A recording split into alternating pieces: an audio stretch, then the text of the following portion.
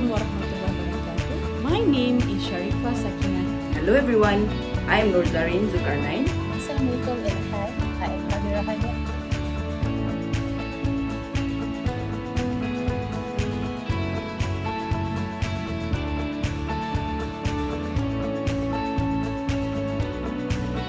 Women in AI is awesome, engaging, and a great platform for building friendships.